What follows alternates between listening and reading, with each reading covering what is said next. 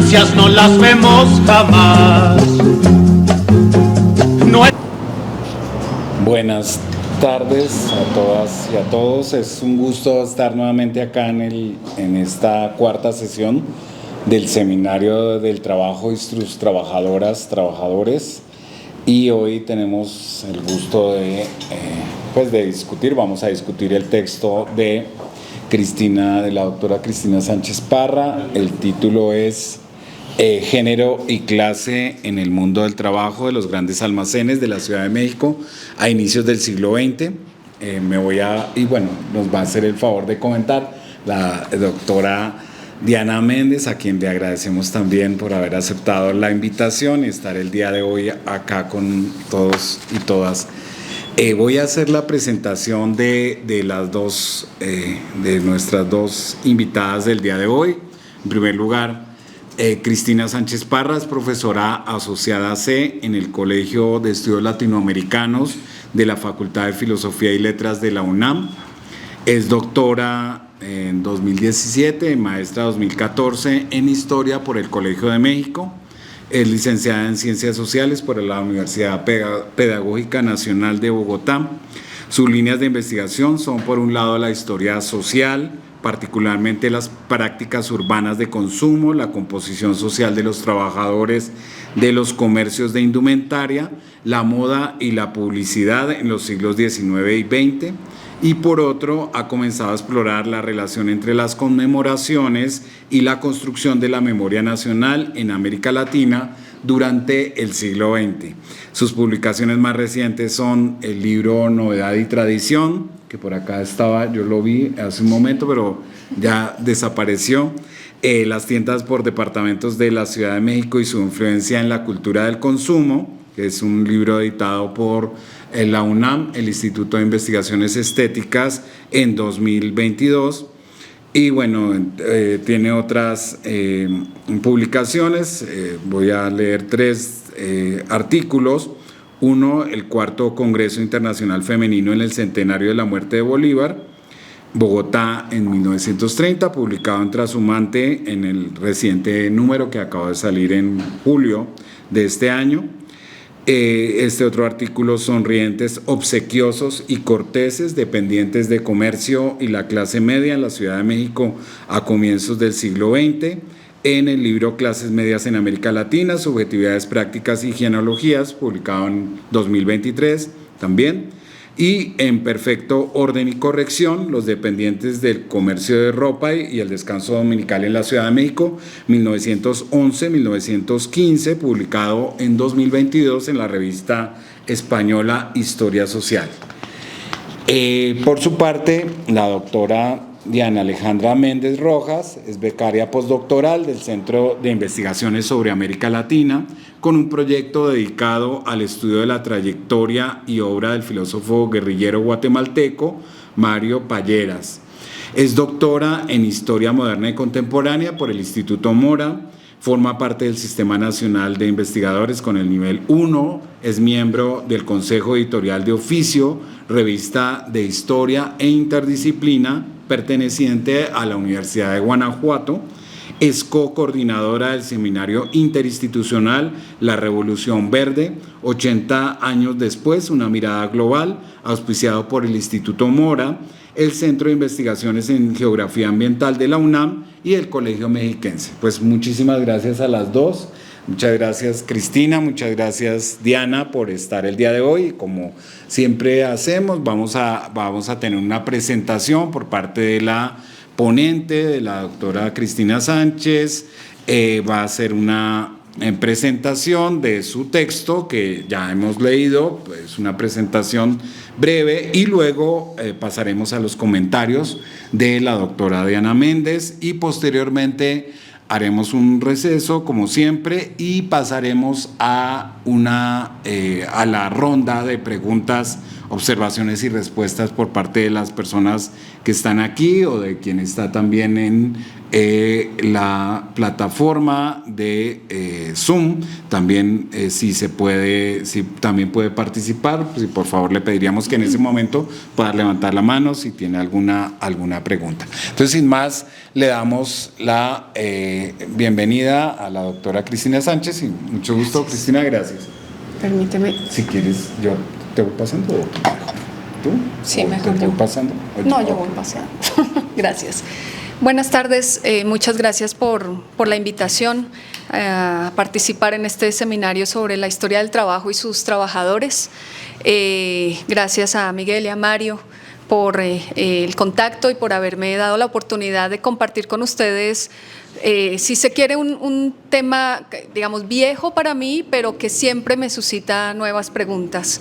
El ejercicio escrito que hice para este seminario justamente me dio la oportunidad de unir en una sola reflexión o en torno a un mismo hilo conductor, dos elementos que había estado trabajando de manera separada. Por un lado, los dependientes de comercio o los vendedores, y por otro, un tema más incipiente en la investigación, que es el de las mujeres, particularmente las costureras.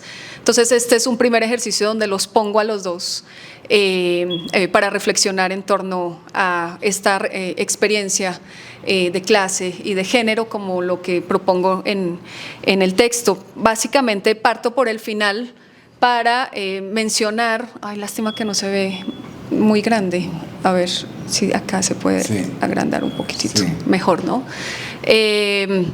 Bueno, parto de la propuesta, digamos, un poco analítica, teórica y metodológica que les planteaba yo en el texto, a partir de la cual entiendo la experiencia de clase y género, retomando por supuesto esta noción de Thompson, pero también entendiéndola a partir de sus prácticas, ¿no? de su quehacer, de cómo, digamos, se desarrollaban estos elementos, esta experiencia de clase en el día a día de estos sujetos. Y para, digamos, desagregar esta idea de prácticas, me refiero al menos a tres elementos que están allí, que son, por un lado, la espacialidad, los espacios donde confluían estos sujetos, los sujetos mismos, por supuesto, las relaciones de poder que los atravesaban, y que todo eso de alguna manera pues concierne a la construcción de algo que retomo de la pedagogía, incluso, que es el concepto de saberes como un discurso abierto, un discurso, una práctica y en total una praxis, ¿no? de habilidades que se adquieren, de conocimientos que se adquieren a partir de la propia experiencia, en este caso de la experiencia laboral de estos hombres y mujeres. Y esos saberes, digamos, lo que planteo es acercarnos a esos saberes a partir de su historicidad, es decir, ubicarlos en un contexto espacio-temporal determinados, y también a partir de estudiar las identidades que se van construyendo en torno a esos espacios, a esas experiencias laborales. El gráfico se puede leer de izquierda a derecha o de derecha a izquierda.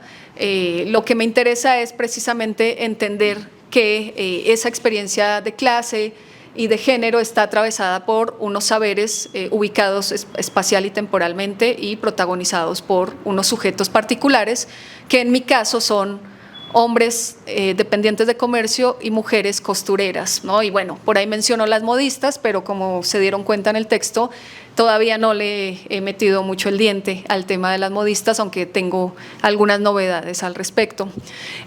Parto entonces de pues, esta idea de la espacialidad. Las tiendas por departamentos o grandes almacenes pues, se consolidaron en la última década del siglo XIX en la Ciudad de México. Podemos encontrar algunas de ellas aquí listadas, habían otras tantas. Seguramente muchas de ellas les hacen todavía algún sentido, ¿no? Algunas se conservan, otras al menos conservan sus fachadas incluso, aunque ya no se dediquen a lo mismo. En lo que me adentro a lo largo de la investigación es precisamente en entender estos elementos de la espacialidad. Por un lado, entender cómo es que llegaron esas tiendas a consolidarse en la Ciudad de México, y allí pues hay que hablar de la migración Barcelonet, de estos franceses del suroriente francés que llegan a Ciudad de México desde inicios del siglo XIX, ¿no? Y que empiezan a marcar una tendencia de migración francesa importante. Aquí, digamos, apunto algunos elementos que quizá no señalé en el texto, por ejemplo, esta idea de cosmopolitismo con la que llegaban estos varones jóvenes a trabajar a la Ciudad de México. Es muy interesante porque llegaban a Ciudad de México en vestidos de una autoridad de somos franceses, sabemos de moda, ¿no?, etcétera, pero en realidad venían de pueblitos pequeñitos en Barcelonet, en la provincia de Barcelonet, que se dedicaban al pastoreo, a la agricultura, y que en realidad, digamos, poco estaban muy enterados del tema de la moda, ¿no? Salvo porque en su travesía hasta México quizá tenían que pasar por París antes de llegar al puerto de Saint-Nazaire, en donde llegaban hasta el puerto de Veracruz, ¿no? Entonces, bueno, hay una reconstrucción de esas trayectorias. Estos barcelonets no solo llegaron a México, como se denota en el mapa, llegaron también a parte de Estados Unidos y a Buenos Aires.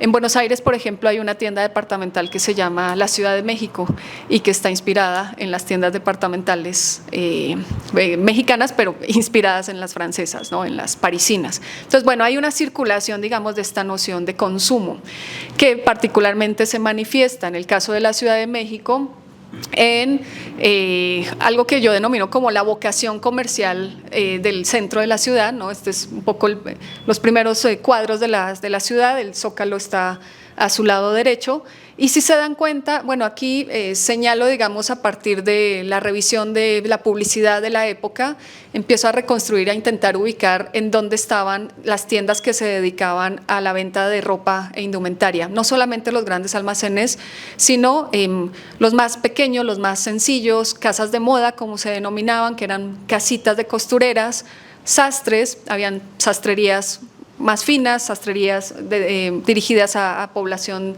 digamos, más popular, sombrererías, por supuesto. Bueno, todavía creo que subsiste Tardán, aunque ahora como cafetería y sombrerería, bueno, pero ahí intenta sobrevivir, y está en una de estas hileras seguramente de estos puntitos verdes que señalan las sombrererías.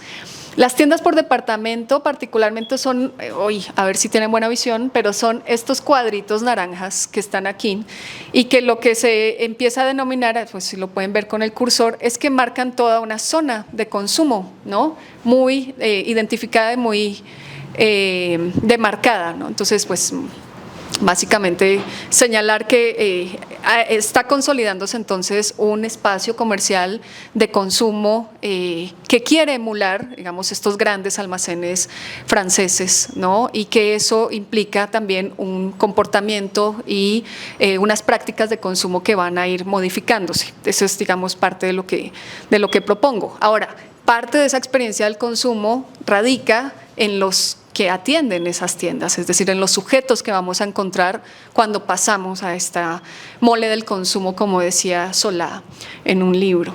Entonces aquí encontramos, por ejemplo, bueno, una fotografía de los empleados del puerto de Liverpool. Esta fotografía es de más o menos 1900, si mi memoria no falla. Y lo que vamos a identificar es, por supuesto, que la mayoría o la preeminencia es de hombres, ¿no? Entonces lo que voy encontrando es que en consecuencia con esta migración francesa de Barcelonet, lo que van llegando son jóvenes entre 15 y 35 años, cuyas aspiraciones de vida es quedarse un tiempo en Ciudad de México, mantenerse célibes, no siempre lo lograron, y ahorrar para regresar a Barcelonet, ¿no?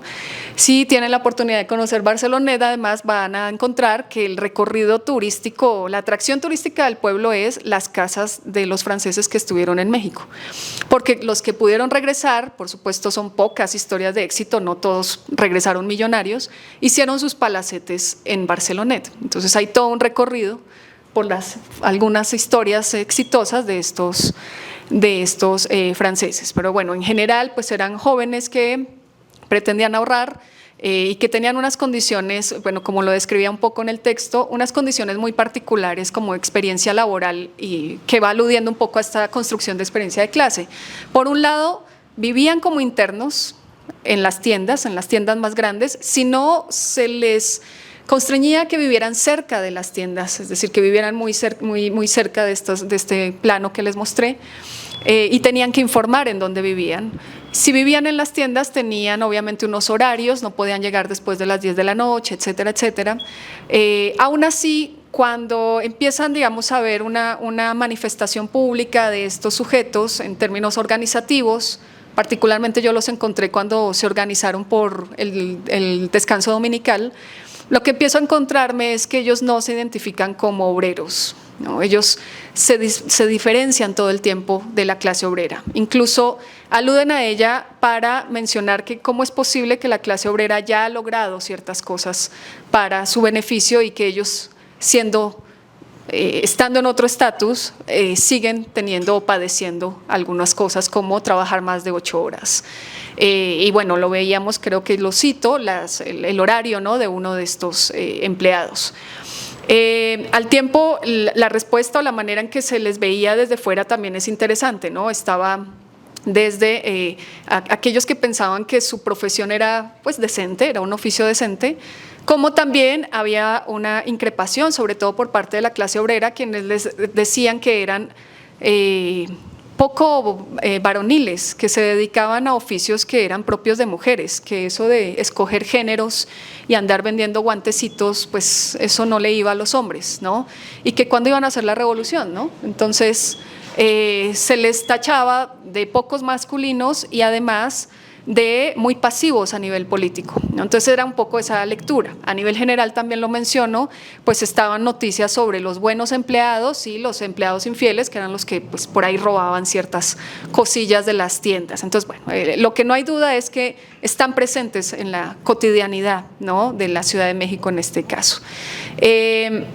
Bueno, aquí vemos algunas imágenes que tienen que ver también con esta idea de distinción, de cómo lucen, porque eso también va atravesando su experiencia de clase, ¿no? Entonces, ellos tienen que estar bien vestidos, siempre de traje, con sombrero, aunque no lo usan en los interiores, ¿no? Suelen tener el conocimiento de varios idiomas, porque puede llegar franceses, ingleses, etcétera, entonces saben otros idiomas. Y conocen de géneros, ¿no? Entonces hay una serie de habilidades, de saberes que van, digamos, aprendiendo con el paso del tiempo, que va marcando, digamos, esta experiencia y que los va orientando a que ellos se consideren distintos a la clase obrera y más cercanos incluso a la clase media, ¿no? Y con además esta aspiración de ascender socialmente porque trabajan, atienden a personas de élite, ¿no? Entonces saben sus modales, saben cómo dirigirse, tienen ahí un cierto conocimiento distinto. Bueno, aquí tenemos alguna fuente primaria relacionada o que contrasta precisamente con esta idea pues de la modernidad y de esta opulencia, ¿no?, de las tiendas departamentales, y es que en realidad las condiciones laborales de los empleados, al menos en lo que yo he encontrado, no eran muy buenas, no eran tan modernas como la fachada de la tienda. Entonces lo que vamos encontrando es que, por ejemplo, los 2 primeros años no se les pagaba, porque pues se les había pagado el viaje, se les estaba dando comida, vivían ahí algunos y además se les vestía, ¿no? Entonces, disculpe, pero no le vamos a pagar. Después de los 2 años empezaba ya, además tenía que aprender el idioma bien, en fin, ¿no? Entonces había una especie de entrenamiento. Y luego lo que vamos encontrando es unos pagos que ahora no creo que no los cité, pero que sí, digamos, sí marcaban un pago un poco mayor a un jornal de un obrero, pero no mucho más, ¿no? O sea, no llegaba al doble de lo que pudiera ganar un obrero. Entonces, bueno, aquí vemos, este es el testimonio de León Martán, que le escribía muchas cartas a sus familiares y las dejó por ahí para que pudiéramos consultarlas. Y encontramos ahí que él comenta que al menos a él le salió a pares, ¿no? El debe y el haber, o sea, no le quedó debiendo a la tienda, que peor los que estaban en la caja, porque esos sí tuvieron que pagar, incluso le quedaron a deber al socio mayorista, ¿no? Porque no dieron las cuentas. Entonces, bueno, ahí va contando un poco estos avatares, pues, de lo que les sucede. León Martin, de hecho, es una de esas historias no exitosas. Murió a los 3 años de haber llegado a Ciudad de México. La última comunicación que se tiene de él, bueno, no de él, ya en nombre de él, es un telegrama muy lacónico que dice: León Martin murió. Y eso fue lo que le llegó a la familia, ¿no? Bien, y tenemos, bueno, esto también no se va a alcanzar a ver, así que no insistiré mucho, pero que tiene que ver con esto a lo que aludo de estos primeros gérmenes de organización con respecto a la demanda por el descanso dominical, y que en este caso los encontré en esta asociación de empleados libres, que no juntaba solamente dependientes de comercio de las grandes tiendas, sino también dependientes de comercio de restaurantes, por ejemplo, que también por la época demandaban otras cosas, ¿no? Luego encontramos a las costureras y a las modistas, aquí ya pasándonos a la experiencia de mujeres, y me apuro, porque tienes que pararme porque yo me emociono. Ok. Entonces, en este caso, bueno, las modistas, que yo comento un poco allí que hay como empleados de primer y segundo orden, ¿no? Entonces, estas modistas tienen unas características particulares y en general son francesas también, ¿no? De hecho, por eso en la publicidad suele insistirse mucho que son modistas parisienses, ¿no? Porque está esta idea, este imaginario de la capital de la moda, ¿no? Hasta el día de hoy. Entonces, se vende mucho esto como gancho publicitario de contratar mujeres francesas para que ocupen el cargo de jefa del departamento de confección, ¿no? Entonces, está el departamento de confección, que está dirigido a las mujeres, y está el departamento de sastrería, que está dirigido para los hombres, y pues liderado por un sastre, un varón, ¿no? ¿Cuál es la diferencia entre modista y costurera? También tiene que ver con las habilidades y saberes. Entonces, en este caso, la distinción es que las modistas saben hacer los patrones, cortarlos, diseñar, ¿no? En cambio, las costureras se dedican a hacer labores, digamos, más puntuales, como surcir, pegar las telas, los patrones, pero no crearlos. Digamos que ahí es un poco esa la distinción que se mantiene hasta esta época. Sobre esto no ahondé mucho en el texto, pero debo comentar algún spoiler. Encontré a una modista del Palacio de Hierro que llegó a Ciudad de México desde 1929 y murió hasta el 2006, si mi memoria no falla, y todo ese tiempo trabajó en el Palacio de Hierro. Se le conoce como Marguerite Rostand o Madame Rostand, y esta mujer, pues digamos que sí resaltó como parte de esta idea, de esta presencia femenina en la moda mexicana, particularmente porque vestía a las primeras damas de la nación, entonces vistió a la esposa de Cárdenas, etcétera, pero también por algo que estoy proponiendo en otro texto, que es anacrónico decirlo, pero sí digamos que ella lo que hace es una apropiación de modelos indígenas, de ropa indígena, de estilos indígenas, para venderlo, digamos, a la alta sociedad. No diré nada más al respecto. Y finalmente las costureras, que también pues las encontramos en este tipo de avisos clasificados, ¿no? Allí fue donde las encontré, se demoraron en manifestarse en mi investigación, no las encontraba mucho de los hombres, pero ¿dónde estaban las costureras? Y como, bueno, lo menciono allí, las costureras usualmente o trabajaban en los talleres de las tiendas o a destajo en sus propios lugares de vivienda, donde van generando también unas sociabilidades distintas, una identificación de clase distinta, ¿no?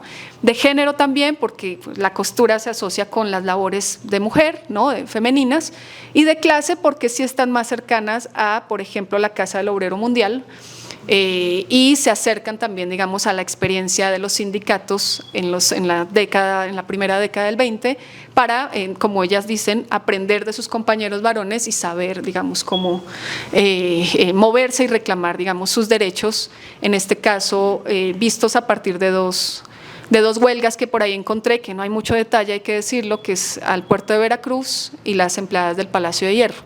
Bueno, ese es un poco como el recorrido que hago, y Creo que ya me pasé, entonces les agradezco mucho de antemano sus preguntas y luego seguiremos conversando. Sí, bueno, adelante, por favor, doctora Diana Méndez, muchas gracias. Pues muchas gracias, yo estoy muy contenta de participar en este seminario que tanto Miguel como Mario han estado impulsando. Creo que no es sencillo volver a actividades con un carácter presencial luego de la pandemia, así que reconozco muy meritorio la buena convocatoria que han tenido. Y bueno, pues ya llegamos a la 4ª sesión, esto va pues viento en popa.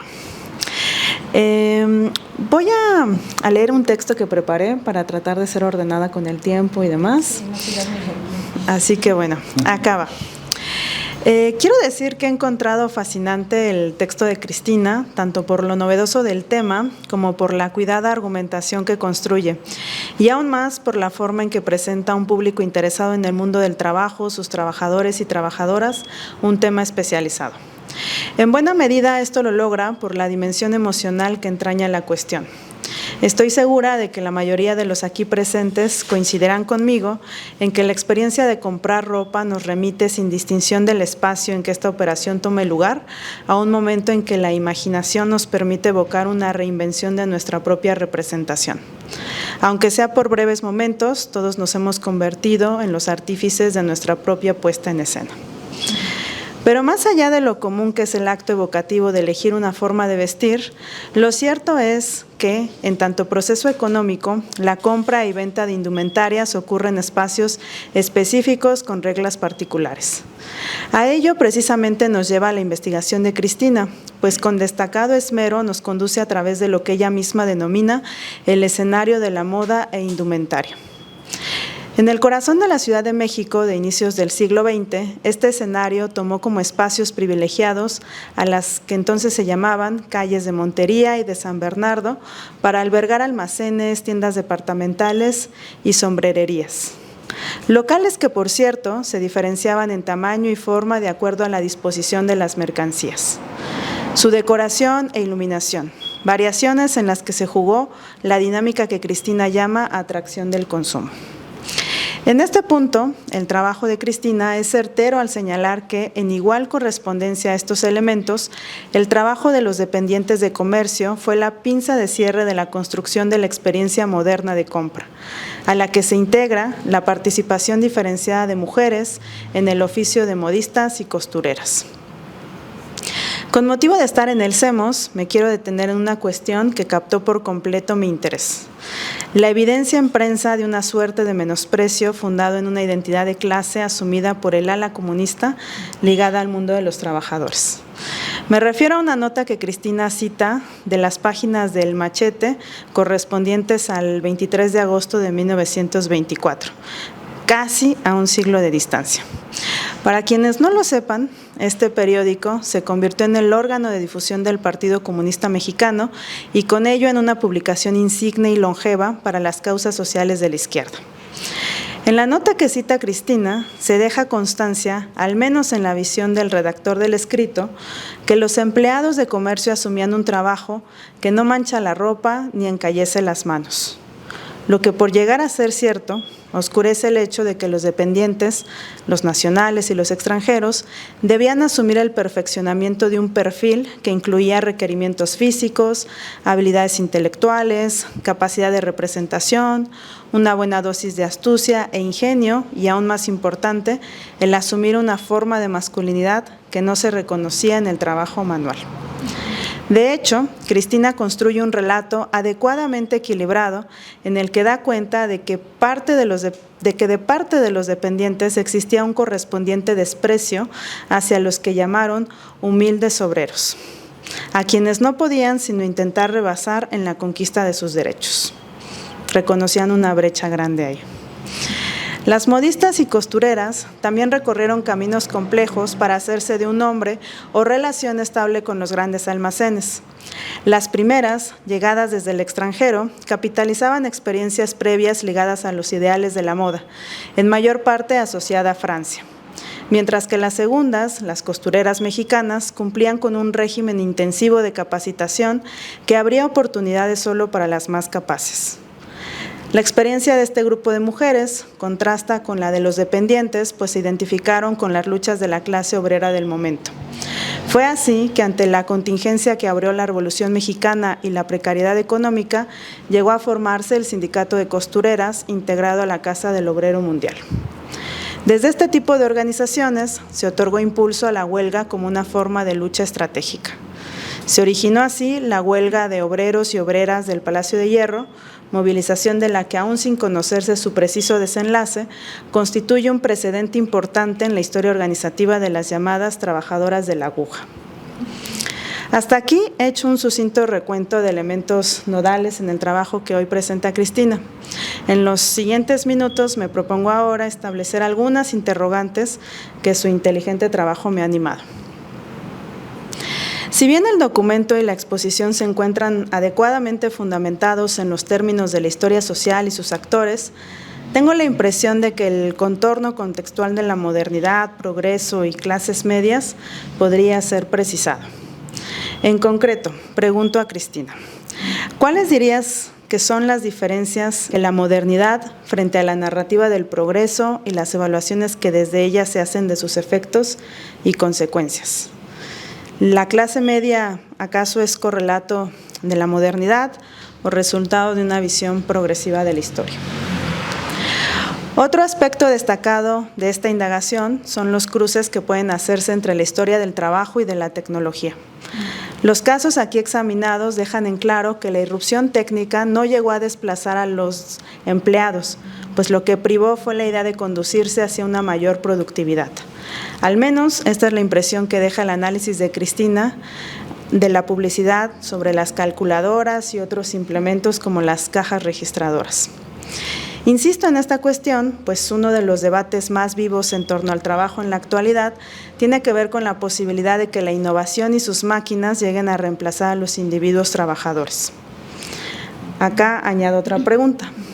Si Cristina ha considerado extender esta arista de su indagación o si lo ha hecho en otros documentos.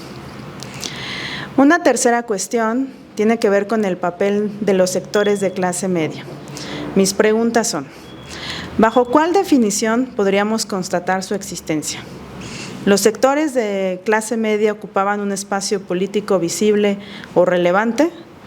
Considero que al responder este par de preguntas se avanzará en el esclarecimiento de los motivos que hicieron que los trabajadores de mostrador autoidentificados como de clase media no tejieran alianzas con otros individuos. El tema de la autoadscripción es sin duda muy relevante y está sólidamente respaldado con la documentación. Pero, y sin afán de hacer una jerarquización burda, ¿qué sería más importante? ¿La autoidentificación o sus circunstancias materiales? El carecer de tiempo libre, de descanso adecuado, de acceso al ocio y el hecho de vivir en sus centros de trabajo me parecen elementos fuertes que van en contra de sus propias aspiraciones y quizá eso pueda problematizarse aún más. Además de ello, un tema que veo también convergente es cómo va transformándose la concepción del tiempo, ¿no? Ellos son receptivos, ¿no?, a esos propios cambios que se van dando. Otro aspecto sobre el que quiero llamar la atención es la dimensión transnacional de los procesos y relaciones de clase y género que sigue Cristina. ¿Qué nos dice la migración de españoles y franceses, hombres y mujeres, para la historia general del trabajo en México? ¿No? Esta pregunta va más como en el ánimo de ya no dialogar solo sobre lo específico de este tema, sino cómo puede ser un aporte, ¿no?, en una historiografía más amplia. Una segunda pregunta es, ¿ellos fueron de los primeros contingentes de trabajadores no manuales que claramente definieron redes de solidaridad y apoyo en el tránsito migrante? Vemos, por ejemplo, que al menos en el sector petrolero, pues también había una migración importante que no tenía que ver directamente con el trabajo más pesado. Otra duda es, ¿cómo son afines o disímiles sus experiencias respecto a grupos de otras profesiones u oficios? Y buscando extender aún más el parámetro de generalización, quisiera saber si esta tendencia que tú documentas para los grandes almacenes, las tiendas departamentales en México, sería comparable con lo vivido en otros espacios de América Latina o el propio Estados Unidos. Yo aquí tenía anotadas algunas preguntas sobre por qué migraban y las circunstancias que buscaban eludir, pero eso ya lo atendiste en tu exposición. Y ahora continúo con una cuestión sobre las diferencias que aprecié en la organización de hombres y mujeres. En el primer caso, parece ser que la convivencia fue esencial, ¿no? La convivencia directa, ¿no? El estar encontrándose en su espacio de trabajo y también de su vivienda.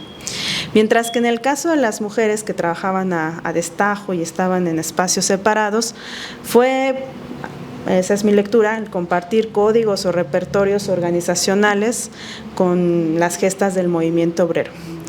¿Cómo podríamos sacar una conclusión más amplia sobre esto, ¿no? De nuevo, no es un afán de jerarquizar, de decir esto es más importante que lo otro, porque en esos matices se juega la fineza de la investigación, pero ¿qué considerarías tú que sería como el aporte para pensar estos temas de la clase y el género de forma transversal?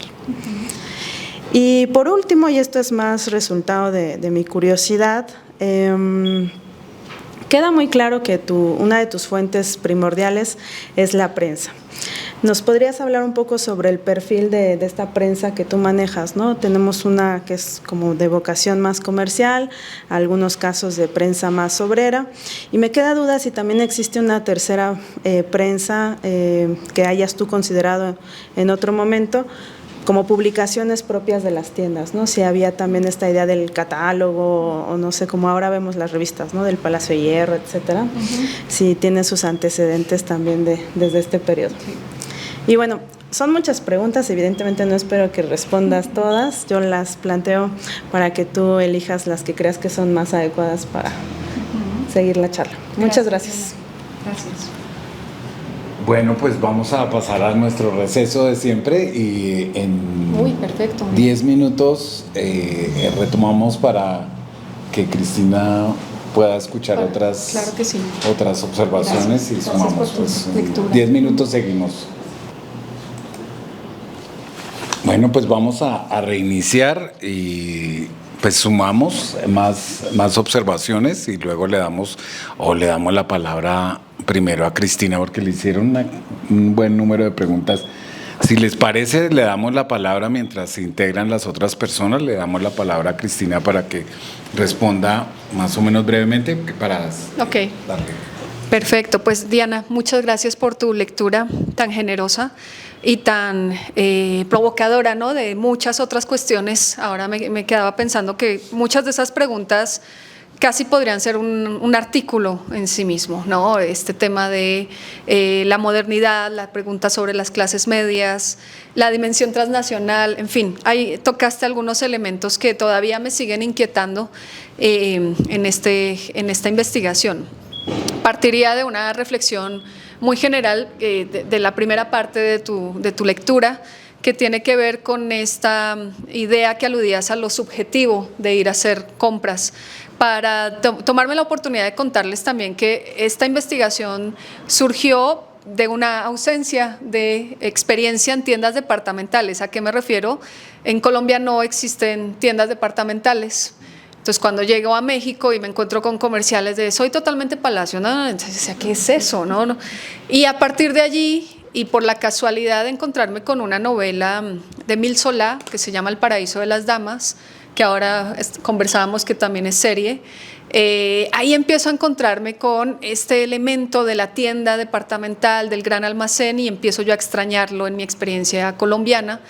Que luego pues, existe algo parecido que es Falabella, en los años 90 se instaló, y en el siglo XIX existió algo que no prosperó y que fue hecho por migrantes alemanes. Entonces no surtió el mismo efecto. Entonces, bueno, sí, esta alusión a los objetivos es interesante, y a un concepto que me llama la atención, que, bueno, tú decías la reinvención de la representación cuando vas a comprar, y que en los estudios de moda está sonando un término que es el sistema de las apariencias, y es precisamente qué aborda, ¿no? O sea, qué elementos hacen parte de la construcción de la apariencia y cómo eso está ligado al cuerpo y al género y, bueno, a la clase, y es muy interseccional, ¿no? Entonces, bueno, por ahí lo dejo solo como idea abierta. Mi investigación parte precisamente de intentar interrogarse o ubicar qué es esa modernidad, qué es ese progreso en este periodo. Y yo, digamos que partí de algo más o menos osado, que fue citar un cuento de Baudelaire, La familia de ojos. No sé si lo ubican, pero pues es un cuento donde se narra que están en un café parisino con unos ventanales que evidenciaban, digamos, esta idea de amplitud de la modernidad, justamente de espacios abiertos, ventilados, iluminados, pero con esta idea nueva de grandes ventanales que daban hacia la calle. Y del lado de la calle había una familia pobre muriéndose de frío, viendo hacia adentro a la pareja esta tomándose un café caliente, ¿no? Entonces este contraste entre estas dos realidades, digamos, me sirvió a mí de parangón, pues, para iniciar, digamos, el relato sobre las tiendas departamentales como esta idea de tumbar lo viejo, abrir espacios o reformar los espacios, los edificios viejos para generar, digamos, esta vivencia, si se quiere, o esta práctica de la modernidad, que durante el porfiriato pues también estaba muy ligado a este espejo europeo donde Ciudad de México se quería parecer, ¿no?, a París, se quería parecer a Londres, y eso lo vemos no solamente en la arquitectura, sino lo vemos también en la publicidad de las tiendas, que aluden siempre, no solamente la publicidad impresa, sino la publicidad en las calles, los carteles, todas las estrategias que utilizaron para hacer publicidad, pero siempre con un precepto de embellecer las calles, ¿no? Entonces ahí estaba muy ligada esta idea, ¿no?, del embellecimiento. A propósito de publicidad y de impresos, bueno, preguntabas sobre la prensa. La prensa que consulté fue muy variada, efectivamente.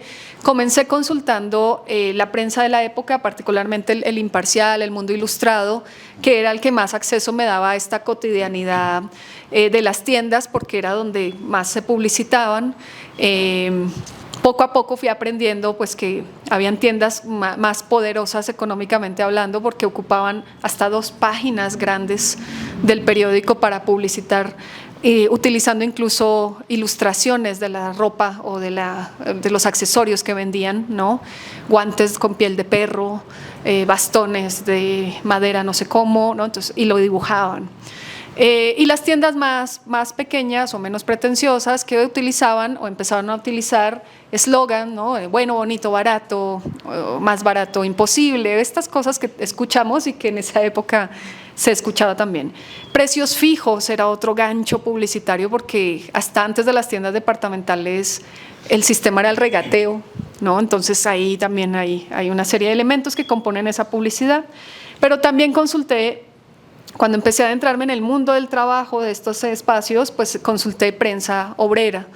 Y tengo que decir que fue muy afortunado encontrar el CEMOS en aquellos años, porque yo vine buscando pues a ver dónde están estos que se supone que protestan por el descanso dominical, pero no los encuentro, ¿no? Y pues por acá me encontré alguna prensa donde los referían como el Machete, ¿no?, de donde los refieren pues para criticarlos, y entonces digo, por aquí más o menos hay una pista.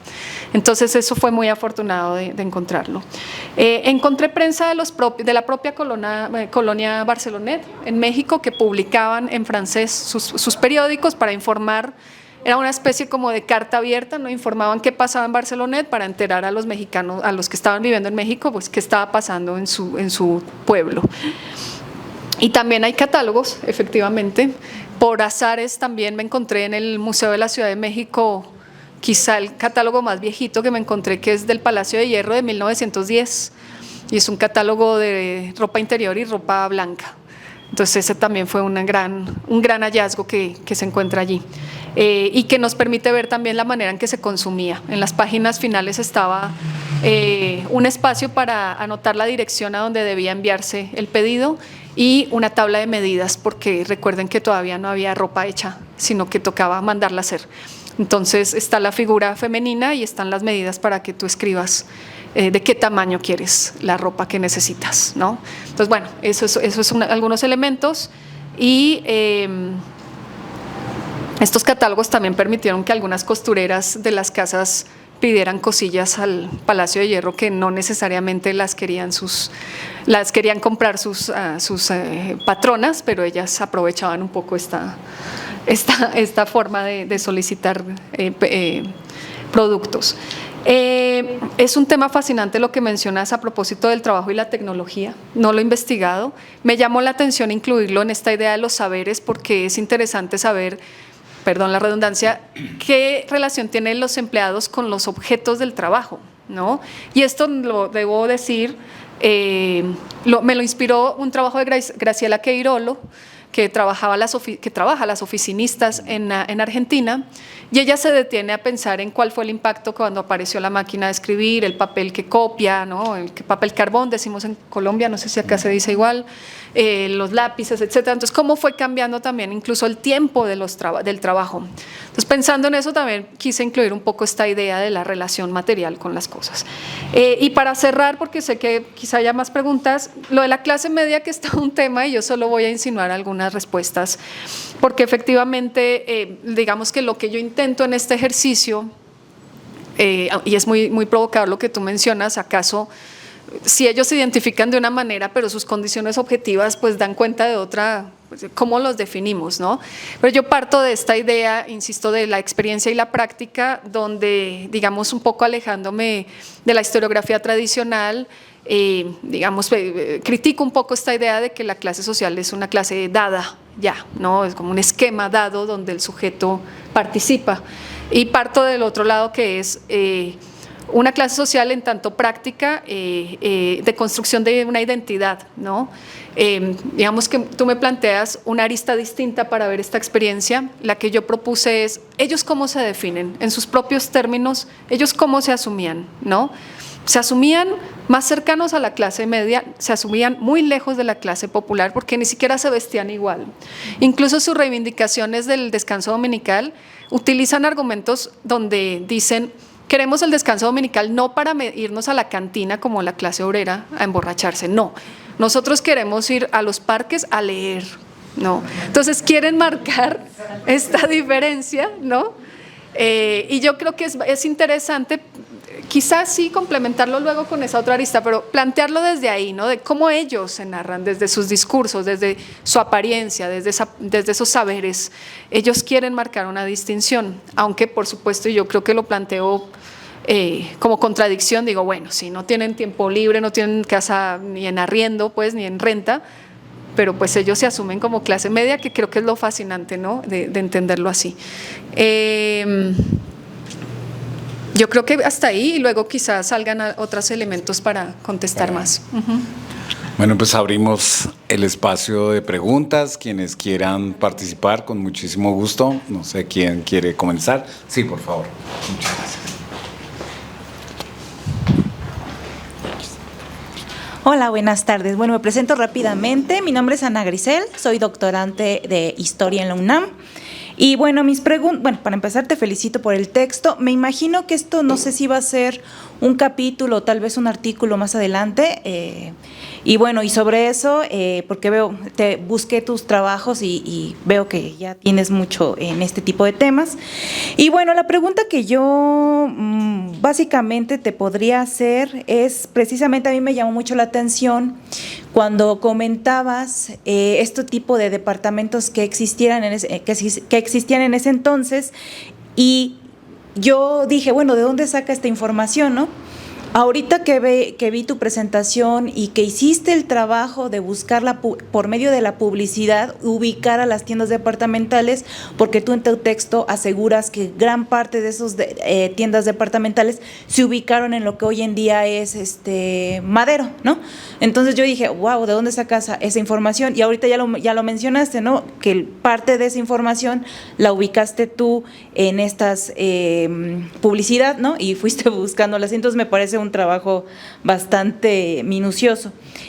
Otra cuestión que me llamó la atención fue si en estos documentos que tú has consultado, sobre todo dices que los Barcelonets tienen sus órganos de difusión o de comunicación, ¿no? Para expresarse. En estos documentos has encontrado, porque a mí me llama mucho la atención, que muchos de ellos vivían en las tiendas departamentales, sobre sus condiciones laborales, no solamente del tiempo que trabajan, porque eso sí lo dejas claro, pero por ejemplo sus dormitorios, cómo eran, los baños, si tienen comedores o no para ellos, quién los alimenta, ¿no? Hay cocina, o sea, ese tipo de preguntas me vinieron a la mente, ¿no? Y, ay, ya se me apagó la compu. Y otra cuestión que me interesaría saber también es esta cuestión sobre la diferencia entre las modistas francesas versus las modistas mexicanas. ¿Hay modistas mexicanas? ¿Hay alguna? Bueno, me imagino que sí hay este tipo de desvaloración por las mexicanas en comparación con las francesas, ¿no? Y sí hay algún tipo de choque entre ellas, ¿no? Esa relación entre ellas me llama mucho la atención, si se puede ver en alguno de los documentos que tú has consultado, y sobre todo me imagino de las francesas, pues saben leer, saben español y francés, me imagino, pero en el caso de las mexicanas, ¿hasta dónde llega su nivel educativo, no? Yo creo que saben, obviamente, leer, ¿no? Y aparte, ¿de dónde aprenden estas buenas costumbres, no? ¿Quién les enseña estas buenas costumbres? Si vienen de las escuelas que en ese entonces, a principios del siglo, finales del siglo XIX, principios del siglo XX, ya hay escuelas para señoritas, entonces si vienen de algún tipo de esa formación, de ese tipo de formación.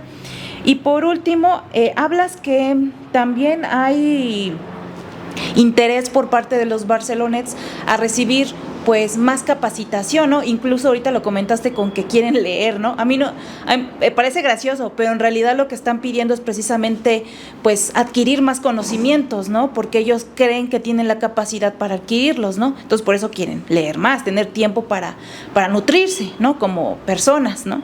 Y entonces a mí me llama la atención dónde aprenden estos Barcelonets más estas cuestiones, porque el objetivo es ascender económicamente y socialmente. Entonces, hay en algún momento, no sé si lo menciona alguno de tus documentos, en el cual el jefe de departamento ceda 10 o 15 minutos para explicarles a manera de capacitación cómo tratar a las personas en ese periodo, ¿no? Entonces, esa es una cuestión, ¿no? Y creo que ya, sería todo. Gracias, Ana Giselle. ¿Alguien más, por favor? Sí, Daniela, por favor. Hola, buenas tardes. Bueno, yo tengo dos preguntas nada más que resultan de mi curiosidad al respecto.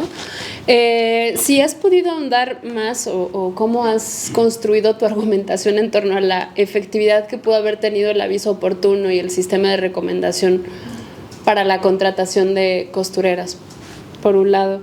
Y luego nada más si has indagado un poco más en este servicio de planchado y lavandería que también había en las tiendas, si tienes alguna referencia de quiénes eran estas personas y ya.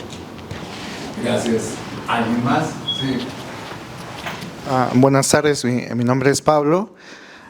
Yo la verdad, me gustó el texto porque para mí es un tema muy nuevo y me llamó la atención saber dónde encontraste el archivo del Palacio de Hierro. ¿Está en alguna casa matriz o...? Porque yo cuando empecé a leer dije, ¿de dónde va a sacar la información? Vi la prensa y dije, claro, la prensa. Pero de repente he visitado ese archivo y dije, ¿dónde estará? Y otro dato que me llamó mucho la atención ahorita, ¿cómo que no existían tiendas departamentales en Colombia? Eso ahorita me acaba de choquear. O sea, ¿en qué otro país, aparte de México, existían estas tiendas comerciales de la región? Si sabes, por favor. Sería todo. Sí, ¿alguien más? Sí. Hola, ¿qué tal? Buenas tardes. Gracias. Yo tengo dos preguntas muy puntuales. Una en relación con la organización. Me llamó mucho la atención la forma en la cual se agruparon en esta, sobre todo poniéndole como este nombre de libres, ¿no? Porque, digamos, yo para el caso, yo estuve ferrocarrileros, entonces, para la década de los 20 hay como una distinción entre aquellos que vienen o que son organizaciones más fomentadas por la CROM y otras que son un tanto más independientes, ¿no? Que son sobre todo las que nacen a inicio del siglo XX.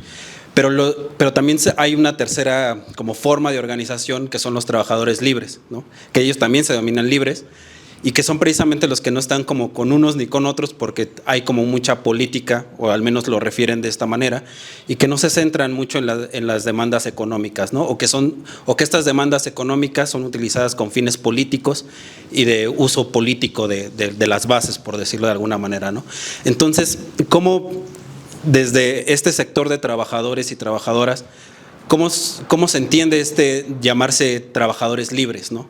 Si tiene relación con estos usos políticos o más bien están centrados en reivindicaciones económicas, porque de alguna manera pues de ahí viene también esta experiencia del trabajo, ¿no? Es decir, interpretar como la experiencia del trabajo en una forma particular de organización política, ¿no? Ese es uno. Y la otra es si tienes una interpretación de por qué mantener el sistema de producción a destajo y no precisamente viendo que es un sector particular de la industria, la textil, que en un periodo de modernización no introducir, es decir, el sistema de destajo pareciera como un sistema más no moderno que precisamente introducir ese elemento de modernidad a través de la tecnología e ir, digamos, como en boga con la imagen que quiere proyectar la propia tienda departamental, digamos, esa esfera del consumo, pero que en la producción no se ve. Es decir, ¿por qué mantener el sistema de destajo, que además ocupa más gente, ocupa más tiempo y que no, digamos, no sería como este elemento moderno de la producción masiva, ¿no? Entonces, en este caso, las tiendas departamentales, esas serían mis dos preguntas. Gracias. Gracias, César. Sí, por favor. Hola, buenas tardes. Disculpa, no pude llegar a tu presentación. Leí el texto y, bueno, a reserva de que pueda ser redundante con dos preguntas que tengo. Por un lado, yo me interrogaba, bueno, en la cuestión de los censos, justamente que hablábamos en la sesión anterior, ¿no? ¿Cómo estarían percibidos o registrados este tipo de trabajador? Porque yo durante el siglo XIX tengo un conflicto ahí, no sé en dónde ponerlos, en el rubro de comercio o en el rubro de los servicios. Es decir, a pesar de que están ligados al sector comercial, no son comerciantes como tal, están brindando un servicio, digamos, un servicio en el ramo terciario, ¿no? Si lo queremos ver en términos contemporáneos, y no son comerciantes, pero muchas veces a los dependientes de comercio, no estos almacenes, sino los previos, incluso almacenes, cuando se analizan estadísticamente a partir de censo, se les integra en el sector del comercio. Yo no sé en dónde integrarlos, sobre todo en esta coyuntura, ¿no? Probablemente ya está más claramente definida los ámbitos, digamos, de la producción y de los servicios de manera mucho más, y del comercio, ¿no? Mucho más clara, no sé si tengas alguna noción desde tu punto de vista y a lo mejor revisando censos. Y por otro lado, justamente me gustó mucho esa parte, justamente la cuestión en la que en tu texto dices que es como la construcción thompsoniana, desde luego, de la conciencia de clase, ¿no? Que siempre está ahí. Y yo me preguntaba, cuando leía el texto, había cosas que yo identificaba que ya existían desde antes. Esta cuestión del dependiente de comercio, no en los grandes almacenes, sino, digamos, a mediados del siglo XIX, la idea del conocimiento matemático o la necesidad de saber leer y escribir, ¿no? Es una permanencia que está. Otras permanencias puede ser también quizá esta de diferenciarse de otro tipo, precisamente de trabajadores, de artesanos y de sirvientes, podríamos decir, ¿no? Y hay una necesidad muchas veces dentro de los comerciantes, y muchos de ellos barceloneses, de hecho, ¿no? Desde antes justamente de la llegada o de la construcción de estos grandes, ya están estas redes desde antes. Y yo me preguntaba si estos trabajadores tienen conciencia de que hay un cambio en realidad en relación a las décadas antes. Es muy difícil, no son historiadores desde luego, ¿no? Pero me parece que justamente que en la construcción de la identidad del trabajo muchas veces se plantean rupturas inventadas o reales, por decirlo de algún modo, ¿no? Es decir, nosotros ya no somos como los dependientes de comercio de antes por estas razones, ¿no? No lo sé, o a lo mejor es una reactualización de el discurso que recorre todo el siglo de los dependientes de comercio. No lo sé. Gracias. Gracias. ¿Alguien más?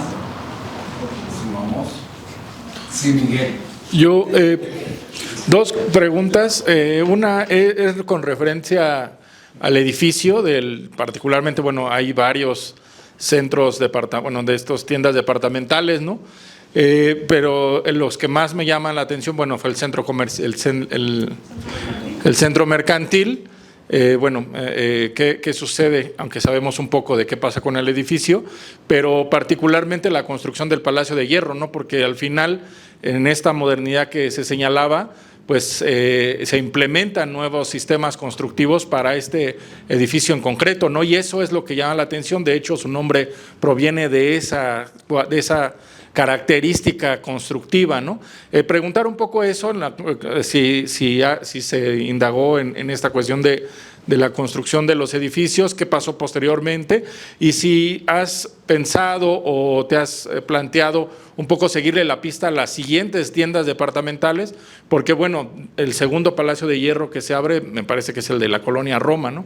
Entonces ya hay un movimiento urbano, digamos, de estas tiendas departamentales hacia otros sitios que empiezan a adquirir otro tipo de centralidades también, en este caso la colonia Roma, ¿no? Y bueno, pues ahí está, muchas gracias. Yo quisiera señalar, bueno, también conozco el trabajo de Cristina por algunas razones anteriores que en la trayectoria de Cristina, pero bueno, en relación con el artículo, sí me parece que sería necesario tal vez aclarar un poco el asunto, una expresión que se utiliza, que es la experiencia de clase, porque a veces se confunde, a mi modo de ver, dentro del texto con la experiencia laboral, y que, pues, si bien una está enmarcada dentro de la otra, no necesariamente son lo mismo. Y bueno, y sobre todo porque acá hay también dos experiencias de trabajo, como ahora lo decía bien César. O sea, una, la de los empleados, pero la otra, la de las costureras, que todavía tiene jerarquías casi gremiales, ¿no? O sea, lo que uno ve es como un mundo gremial anterior, de estructura del trabajo, que se mantiene ahí, por lo que se muestra también en el artículo. Aparece como esa estructura gremial que es como muy interesante, ¿no? Mientras que está esta otra experiencia, entonces ver cómo estas dos experiencias laborales, que me parece que es interesante. Y dentro de la experiencia ahí sí de clase, de estos empleados, yo creo que el asunto de la inmigración juega un papel importante, ¿no? O sea, no es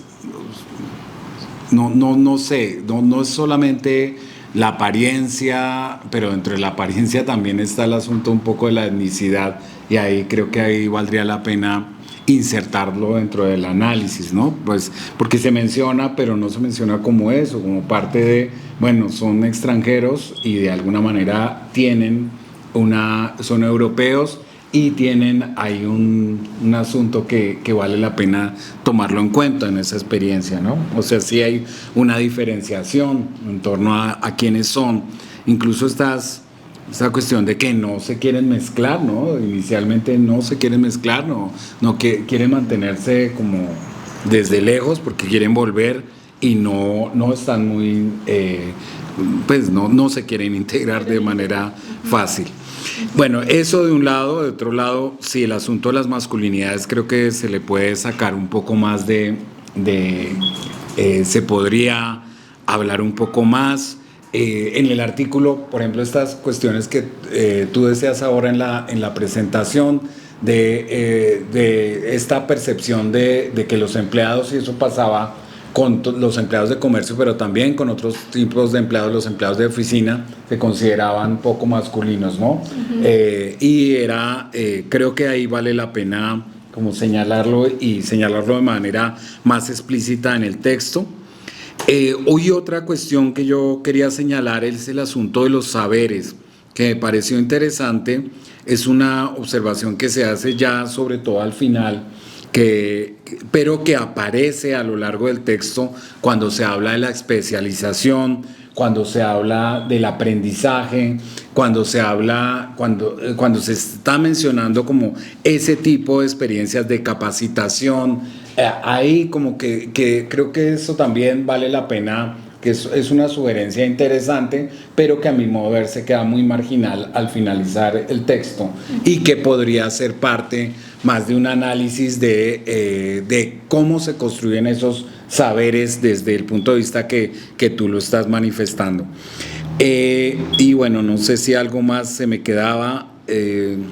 Sí, bueno, y hay otro apunte que también me sonó ahora que lo leí, el texto, es cómo cambia esa experiencia de vendedor a consumidor de esos empleados. Creo que ese salto que tú señalas de cómo, qué pasa ahí con el individuo cuando deja de ser el vendedor que está que está atendiendo a ciertas personas, que tiene ciertos aprendizajes o que tiene también una serie de capacidades, pero qué pasa cuando se baja del papel, ¿no? Cuando termina ese papel y pasa al otro ámbito de ser un consumidor.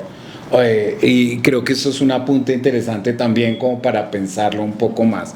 Pero bueno, sin duda a mí me gusta mucho el trabajo de Cristina y creo que sí, en términos de la historia del trabajo, pues estos ámbitos del empleo del empleado de comercio que no se habían visto en la historiografía son pues muy interesantes de tomar en cuenta, ¿no? Muchas gracias. ¿Cuántas horas tengo para responder ahora? No, tienes un tiempito. A ver, confieso que anoté los nombres de quienes participaron, pero creo que voy a estar ahí como combinando las respuestas, entonces discúlpenme si no remito particularmente a quien preguntó. Comenzaría por ¿dónde está el archivo del Palacio de Hierro? Porque eso me hace responderle también a Miguel de qué sucede con esta nueva sede en calle Durango, si no recuerdo mal. Efectivamente, mi investigación hasta ahora llega a 1915, ¿no? Yo marqué ese como, digamos, una terminación de un periodo importante de estas tiendas departamentales que tenía que ver con la aparición y el auge de las tiendas, ¿no? Entonces, la primera tienda es el Palacio de Hierro, 1891, que efectivamente, al menos en lo que ellos mismos se narran desde su propia historia, mencionan que se pone Palacio de Hierro porque la gente cuando empezó a ver construir el edificio decían, ay, es claro.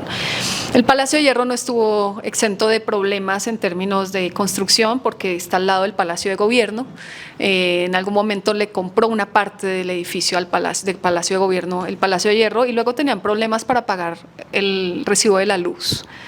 Porque, digamos, que quedaron compartiendo como las líneas ahí, la instalación, pero la cuenta le llegaba al Palacio de Gobierno, entonces siempre habían disputas ahí de, bueno, ¿cuánto le corresponde a usted pagarme, señor Palacio de Hierro, ¿no? Entonces, digo, para hablar un poco de estas infidencias de la construcción. Sucede que se van transformando y eso es una deuda que tengo ahora. Siempre pasa que le das un punto final a una investigación y quedan muchas cosas que quisiera seguir trabajando. Una siguiente etapa de estas tiendas que será un poco el declive, porque se cierran muchas, ¿no? Y también las que se mantuvieron, porque se mantuvieron, ¿no? Como el Palacio de Hierro o Liverpool. Y bueno, encuentro pues precisamente esta del Palacio de Hierro que se va a Durango, bueno, que hace una sede en Durango y que también pues se manifiesta desde otra perspectiva, incluso arquitectónica y demás. En el Palacio de Hierro Durango están las oficinas administrativas y ahí se encuentra el archivo del Palacio de Hierro, para quien preguntaba por eso. Es un archivo del Palacio de Hierro muy, ¿cómo decirlo? Esto está siendo grabado, ¿no? Muy custodiado, ¿no? Muy reservado, tal. De hecho, yo cuando terminé mi tesis, incluso ya cuando lo convertí en libro, todavía no había podido acceder al archivo, lo accedí mucho después y eso fue lo que me dio insumos para luego poder hacer artículos sobre los dependientes de comercio, ¿no? Porque allí encontré algo fantástico que fue el primer reglamento de empleados de 1891, entonces para mí eso fue fantástico, ¿no? Pero sí fue una lucha importante. Ahora, ¿cómo encontré esa referencia de que existía un archivo del Palacio de Hierro? Por un libro previo de Steven Bunker que se llama, y ahí sí no me voy a acordar, pero que tiene que ver con modernidad, consumo y porfiriato. Se me va el nombre ahorita, pero ahí encuentro que él cita el archivo del Palacio de Hierro. Entonces yo le escribo a él, ¿dónde lo conseguiste? Y él me dijo, bueno, en realidad son unas cajas y están ahí en Durango. Entonces por ahí seguí la pista. Bueno, entonces eso con respecto a estas preguntas. La vida cotidiana de los empleados, etcétera.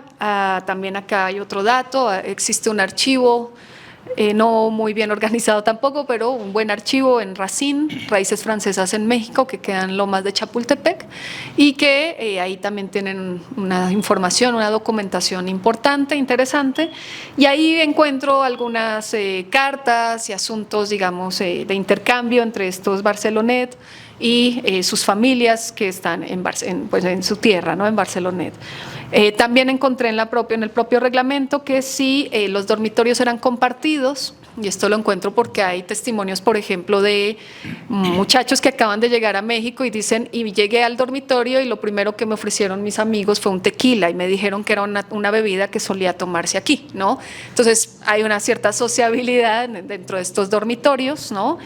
Que, digamos, tiene su lógica porque, como les decía, los primeros años de estos dependientes son para aprender el oficio, aprender dónde está la tienda, cómo tratar a los clientes, aprender bien español. Muchos de ellos llegan sin saber español, entonces ahí esa convivencia es clave.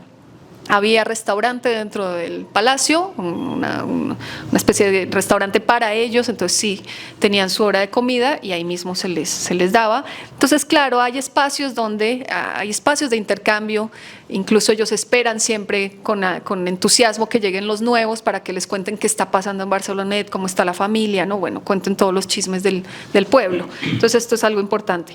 Y también ellos mismos, a medida del tiempo y a medida que se van organizando, van generando espacios de sociabilidad y de organización importantes. Entonces, por ejemplo, encuentro que cuando se empiezan a organizar para el descanso dominical, para la solicitud del descanso dominical, alquilan, ay, mira, algo pasó ahí. Alquilan algún espacio en el centro de la ciudad, para reunirse y hacer asuntos culturales, ¿no? Entonces dicen, bueno, va a haber un concierto, vamos a leer poesía o va a haber lectura en voz alta, vamos a escuchar música, en fin, entonces van buscando espacios donde se encuentran.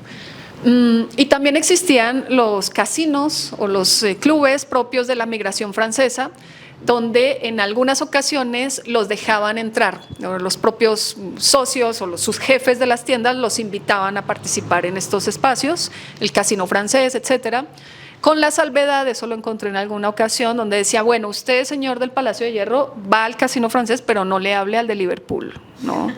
Entonces, no se podían hablar entre ellos, o sea, ahí persistía pues una jerarquización y unas reglas laborales, digamos, que les impedían socializar libremente, y yo creo que por eso pues buscaron también espacios alternativos. Funcionaba curiosamente un poco sí al estilo gremial, en el sentido en que si caías de la gracia del jefe, ¿no? Si eras un empleado infiel, pues ya no te recomendaban y ya no podías emplearte en otra tienda departamental. Pero también tenía este efecto solidario, que es el otro punto de vista, ¿no? Y es, en alguna ocasión se incendiaron las habitaciones al puerto de Veracruz, si no me equivoco. Entonces se quedaron sin lugar de pernocta los empleados y los recibieron en otros almacenes, ¿no? Entonces hay como un intercambio, una solidaridad que es importante. Bueno, con respecto a las modistas francesas y mexicanas, que también es muy interesante, que nos llama también a pensar en otros espacios como los talleres, ¿no? Como estas, en esto no he ahondado mucho, pero estos espacios que se denominan casas de moda, que usualmente son dirigidos por modistas, es decir, que que tienen esta habilidad de crear, de hacer patrones, etcétera, y que usualmente pueden ser modistas mexicanas o modistas francesas. Las francesas son más fácil de identificar en la prensa, en la publicidad, porque se promocionan como tal, ¿no? Entonces, mujer recién llegada de París, experta en hacer sombreros, ¿no? Entonces sabes y pone la dirección. Es más difícil encontrar a las mexicanas, pero existían tradicionalmente. Me recuerda un poco en el texto de Madame Calderón de la Barca, que escribe sobre unas décadas antes, de mediados del siglo XIX, en realidad habla muy mal de las modistas, ¿no? Dice, las modistas son mujeres muy libertinas, ¿no? Bien las podemos ver ahí en las fiestas, solas, ¿no? No van en compañía de hombres, entonces hay que tenerle cuidado a las modistas, ¿no? Entonces, sí están en el imaginario, ¿no? de la ciudad, de la sociedad, ¿no? Estas mujeres están allí. Hablando de esto, bueno, y pasando a las costureras, que también hubo algunas interrogantes sobre eso. Es difícil encontrar a las costureras, les comentaba que fueron los últimos sujetos que encontré en la investigación y casi por azar de estos accidentes felices de la investigación, y es que yo estaba clavada viendo publicidad y se me ocurrió ver hacia la izquierda inferior de la página y habían los avisos clasificados y ahí aparecían chiquitito, ¿no? Se necesitan costureras para el taller de camisería del Palacio de Hierro. Entonces empecé a buscar más en los avisos clasificados. Y hay, al menos solo lo que puedo concluir de estos hallazgos es que sí hay dos formas de contratarlas. Están quienes sí son parte de los talleres, ¿no? Entonces cumplen un horario, van, ¿no? Que son estas mujeres que participan de las huelgas que menciono, ¿no? Entonces hay más organización, están más cercanas, pero también están las costureras a destajo, ¿no? Y están estas porque también en los avisos clasificados se menciona que necesitan personas para que trabajen para el Palacio de Hierro a destajo, ¿no? Y les dicen, indican, ¿no? Que necesitamos que peguen botones, ¿no? En otras partes se identifica como con máquina de coser. Y si no tienes máquina de coser, te la alquilamos porque pues somos amables, ¿no? Entonces te alquilamos la máquina de coser. Entonces va dando pistas, pero efectivamente hace falta, ¿no? Todavía consultar más sobre las condiciones laborales de estas costureras. Los testimonios sobre la fundación de su sindicato, por ejemplo, lo encontré en el archivo de historia oral del Mora. Ahí encontré esos testimonios, ¿no? Entonces, bueno, ahí les doy dando pistas. No conozco al respecto del servicio de planchado y lavandería y yo sospecho que en la época, hasta donde yo llego, no había, sospecho. Ahora, lo que sucede es que posteriormente a esas décadas empieza también a incorporarse la prêt-à-porter, es decir, ya la prenda hecha. Y supongo que ahí entonces también va cambiando el ritmo del consumo, la cantidad de tela, de piezas que se venden, y quizá ahí se necesita también ese tipo de servicios, ¿no? Pero es una hipótesis, no lo he explorado. Por cierto, a propósito de, bueno, ya no sé dónde lo anoté, pero alguien me preguntaba sobre si habían otro tipo de empleados así, en otros lugares, estas tiendas y estos empleados en otros lugares de América Latina, efectivamente sí. De hecho, lo que yo logro identificar y concluir es que para el caso de México es más bien atípico el hecho de que hubiesen hombres vendiendo, ¿no? Que sean dependientes hombres de comercio, porque en lo que he rastreado en el caso chileno, hay una investigación fantástica de Jacqueline Duseillan que hace un recorrido muy interesante sobre las tiendas departamentales en Santiago de Chile, Las Reinas de Estado se llama el libro. Y también en Argentina hay tiendas departamentales con influencia inglesa, ¿no? Gatti Chávez, como le dicen popularmente, que de hecho ahorita está destruida esa tienda y está hecho casi escombro. Pero entonces sí habían tiendas, pero lo que se encuentra es que hay mujeres atendiendo. De nuevo remito a Graciela Queirolo porque ella tiene un artículo donde en 1910 identifica mujeres trabajando detrás del mostrador, ¿no? Entonces es más bien atípico el hecho de que aquí se contrataran hombres. Bien. Y bueno, esa experiencia de tienda departamental yo creo que tiene o está asociada al flujo migratorio. Y en Bogotá no hay tanto flujo migratorio como en Ciudad de México, Buenos Aires o Santiago. Entonces yo creo que por ahí tiene que ver un poco, al menos, alguna explicación a por qué no fueron exitosas, no pegó esa idea de la tienda departamental. Bueno, una de las tantas aristas que habría que tener en cuenta. Sobre los censos, eso fue algo en lo que yo me adentré, sobre todo cuando empecé a hacer estos artículos sobre los empleados. Quería intentar dimensionar ¿cuál era esa presencia? O sea, yo sabía que culturalmente existían, o sea, la gente en prensa y demás hablaba bien o mal de ellos, ¿no? Decía, ay, qué pereza, son muy insistentes, o decían, ay, no, estos de modales versallescos, tan bonito que nos atienden, ¿no? Entonces, habían unos y otros, pero yo quería saber cuantitativamente dónde estaban. Si mi memoria no me traiciona, en los censos que consulté, mis artículos están en el rango de 1910, 1915, no recuerdo entonces cuál censo habré consultado, la verdad, pero ahí encuentro al dependiente de comercio en el rubro de comercio. O sea, hay una subdivisión de comercio dependiente. Ahora, es difícil saber porque no hay una subdivisión de ese dependiente, entonces bien podría ser de un restaurante, de una tienda más pequeña o de una tienda departamental. Podría ser también de una tienda de españoles, ¿no? Hay muchos dependientes españoles, de hecho, quienes protagonizaban protestas de dependientes de los restaurantes, los meseros, pues, son españoles, ¿no?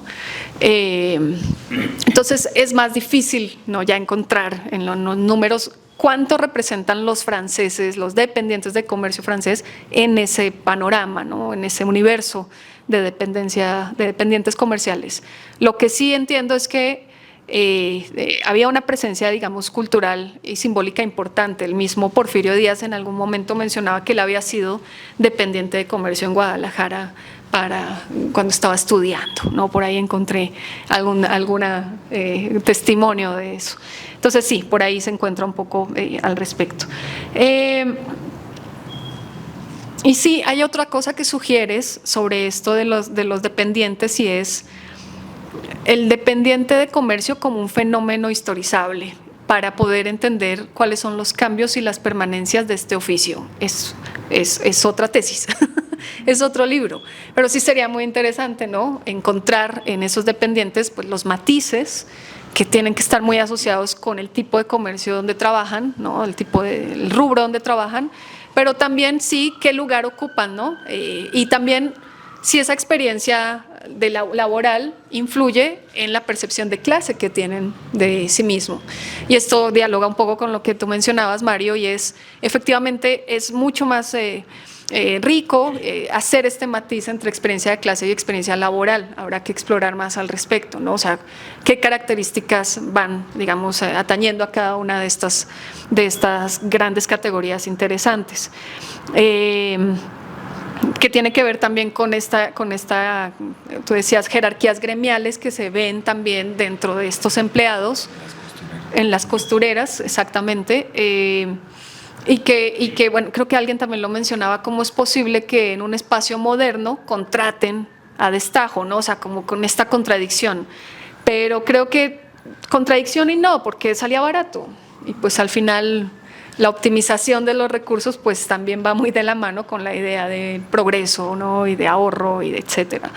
Ahora, por eso creo que también titulé mi libro así, Modernidad y Tradición, porque creo que todo el tiempo en estos espacios estamos yendo y viniendo entre unas tradiciones que pueden caracterizarse como gremiales o que pueden caracterizarse como jerarquías, ¿no?, muy clásicas y muy tradicionales, y al mismo tiempo estar viviendo o vendiendo una experiencia de modernidad. Entonces todo el tiempo estamos como en esta ambivalencia, que a veces no necesariamente es contradictoria, a veces se complementa, ¿no? Eso es como la parte interesante y compleja del fenómeno.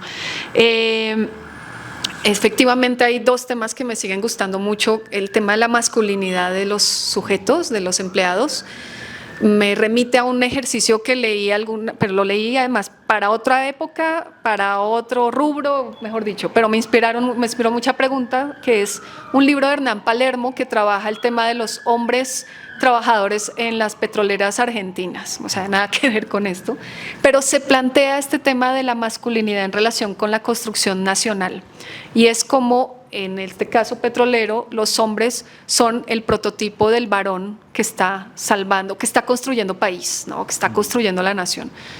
¿Qué pasa si pregunto algo similar con los empleados de comercio? ¿Qué están haciendo ellos? ¿No son varones? ¿Qué tipo de masculinidad se construye frente a qué nación, ¿no? Frente a la francesa, donde se proyectan volver, o la mexicana porque están ayudando a progresar, ¿no? Entonces, bueno, son elementos ahí interesantes que marcan el tema del nacionalismo y de lo étnico.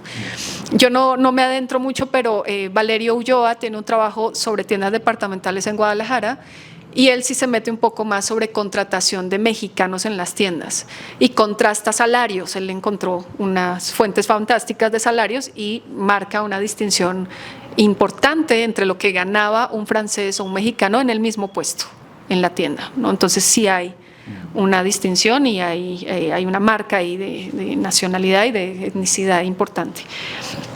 Ya para ir cerrando, este tema también sugerente de vendedor-consumidor, que es preguntarse también ¿y qué consumen los que venden, ¿no? los que hacen parte o representan el consumo? Encontré por ahí alguna publicidad, pero muy remota, ¿no? De algunas camisas que se vendían y que en su publicidad básicamente decía para los dependientes de comercio, ¿no? Pero es difícil rastrear, ¿no? El espacio, sobre todo para estas personas donde aparentemente se les daba el vestido también, donde la tienda les proveía de vestido. Entonces, preguntarse por qué consumían, pues es un rasgo, digamos, difícil de rastrear, pero que seguramente sugeriría elementos interesantes, ¿no? Digo, si querían leer los domingos, pues yo espero y confío que consumían libros, ¿no? Habría que ver. Muchas gracias. Creo que, bueno, obviamente quedaron por ahí otras cosas flotando, pero espero haber hablado de todo un poco. Muchas gracias. Muchas gracias a la doctora Cristina Sánchez. Gracias por no sé si hubiera alguna otra pregunta que se haya quedado en el tintero, algún otro comentario. Sí, sí. ¿Estas tiendas daban crédito?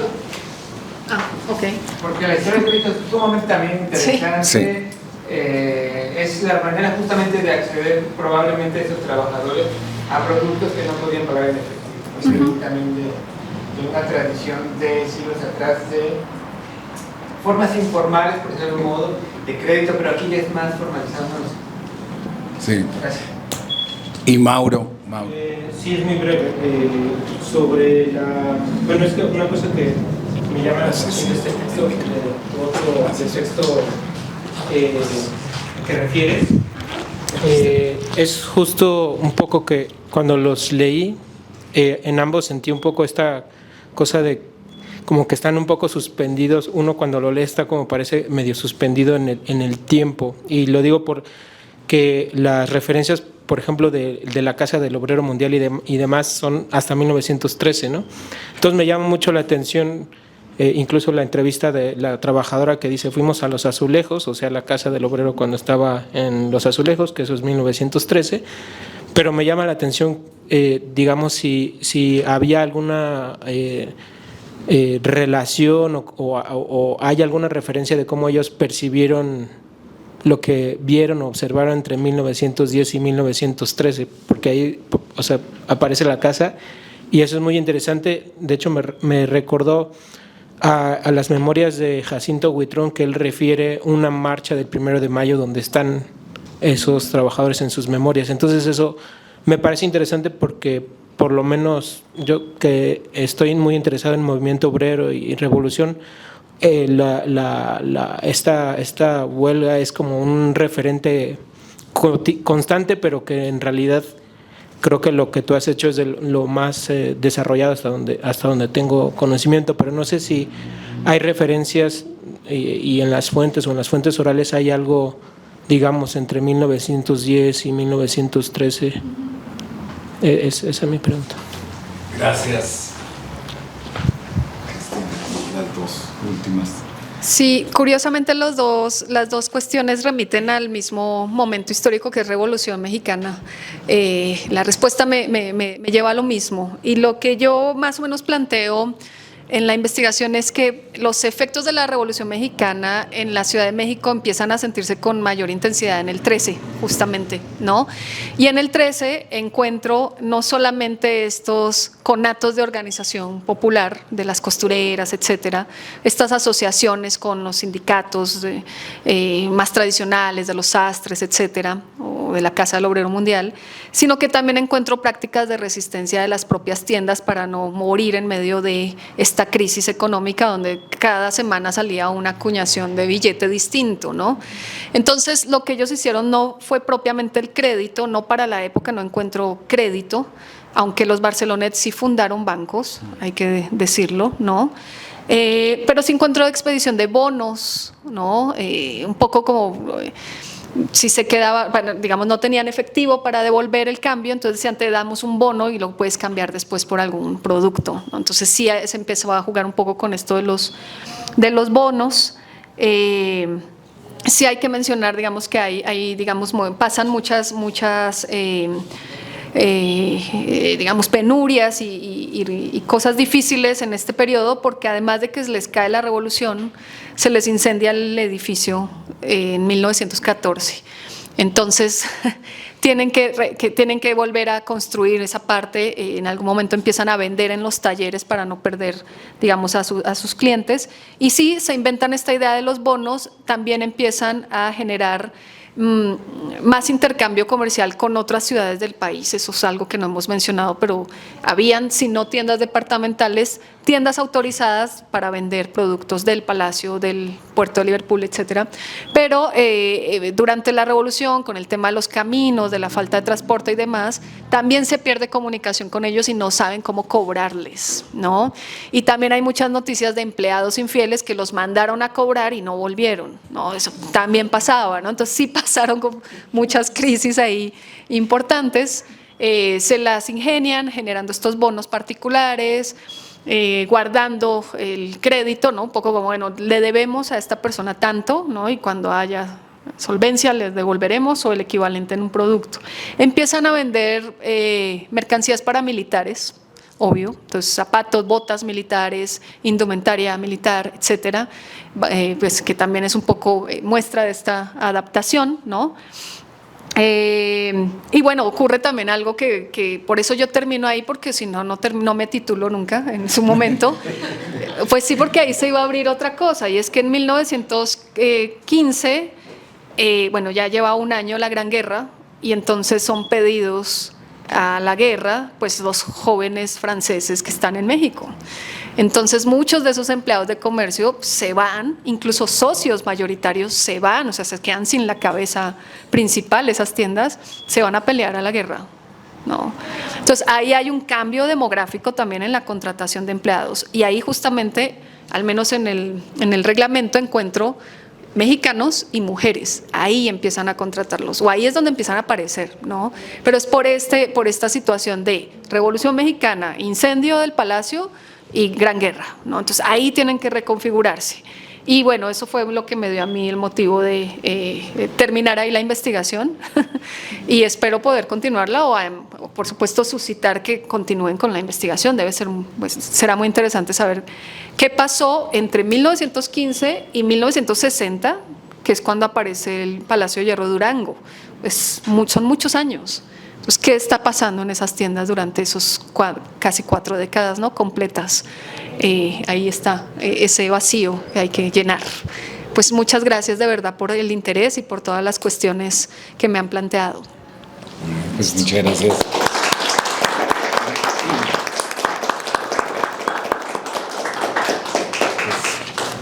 A nombre del CEMOS y de la UAM Coajimalpa, pues les damos sus constancias, pues muchas gracias a las dos por su participación.